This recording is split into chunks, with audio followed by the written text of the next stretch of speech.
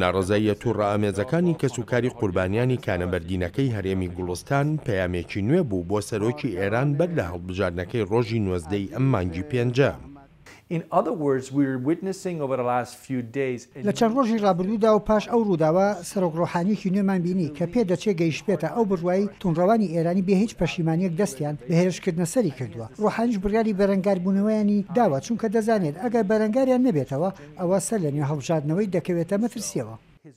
لەگەڵەوەشدا کە لە ساڵی 1970 لە ئێران بەردەوام هەڵبژاردنەکان لە وادەی خۆیاندا دەکرێن، بەڵام ئەمە بەو مانایە نییە کەم و کوڕی و کەم تەرخەمی لە هەڵبژاردنەکاندا نەبن. هەڵبژاردنەکانی ئێران بە شێوەیەکی بەرچاو چوارچێوەیەکی دیاریکراوی هەیە. زیاتر لە 1600 کاندید هەبوون و دواتر 6 پیاو بە وردی دانراون بۆ ئەم هەڵبژاردنەوە. ئەمەش ئەو چوارچێوەیە دەگەێنێ کە پێشوەخت بڕیار لە ئەنجامەکەی دراوە. لەو ڕوانگەیەوەی ڕابەری باڵای کۆماری ئیسلامی لە ڕێی شورای نیگەهبانەوە بڕیار دەدات کێ ببێتە کاندید. ڕابەری کۆماری ئیسلامی خاوەنی دوا بڕیارە لە ئێراندا. دەستێوەردانەکانیشی لە هەڵبژاردندا هەر تەنها لە شورای نیگەهباندا سنووردار نییە، بەڵکو و کاندیدی پەسەندکراوی خۆیشی هەیە. کەمێک نیگەرانیم هەیە لەسەر کەسێک کە ناوی ئیبراهیمی ڕئیسیە. ئەم کابرایە دۆسیەکی ڕەشی هەیە، دەستی لە یادامکردنی نزیەکەی 5,000 کەسدا هەیە پاش شەڕی عێراق ئێران. هیچ ئەزمونێکی سیاسیانەی نییە، بەڵام وەک دەگوترێت ئایەتوڵا خامنەی کاندیدی کردو. ئەمە ژیانی دەیانەوێت بیکەنە سەرۆکی کۆمار. ئەمەیە نیگەرانیەکەم. هەر بۆیەشە وەک بارێکی باو لە ئێراندا دەگوترێت پۆستی سەرۆکی ئێران لە بەردەم دەسەڵاتەکانی ڕابەری وڵاتەکەدا پۆستێکی لاوازوو لەرزۆکیشە.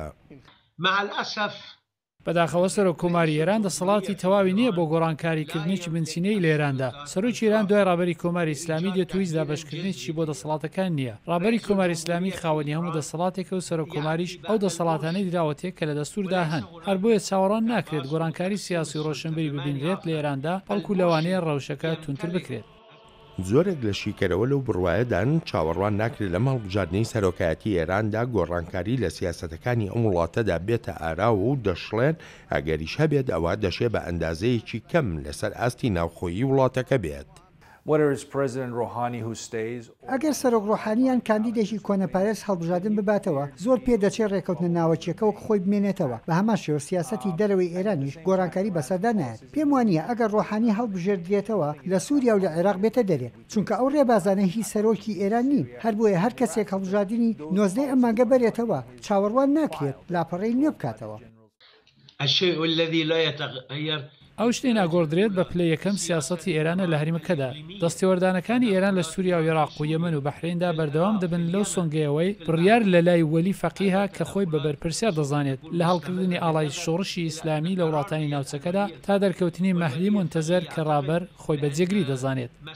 هێشتاش هەڵبژاردنەکان لە ئێراندا بەم هەڵبژاردننی ئەم ساڵی سەرۆکایەتی شەوە نەیانتوانیوە ببنە پێوانەیەک بۆ پەرەسەندنی دیموکراسی لە ئێراندا، هەرچەندە ڕێبەرانی ئەم وڵاتە بە دیموکراسی کۆماری ئیسلامی ئێران ناودێری دەکەن. بەداخەوە ئێمە وای نابینین بە ئەندازەیەکی زۆر ڕەوشەکە کۆنتڕۆل کراوە وەک مافدان بە کاندیدەکان لەو ژینگەیەدا زۆر قورسە هەڵبژاردنێکی ئازاد هەبێت. تەنانەت ئەگەر لە ڕۆژی هەڵبژاردنیشدا ئازاد بێت، بەڵام هەڵمەتەکان ئازاد نەبوون. بڕوامەن وایە دیمۆکراسی هەر هیچ نەبێت لەم ساڵەدا لە ئێران نایەتە ئاراوە.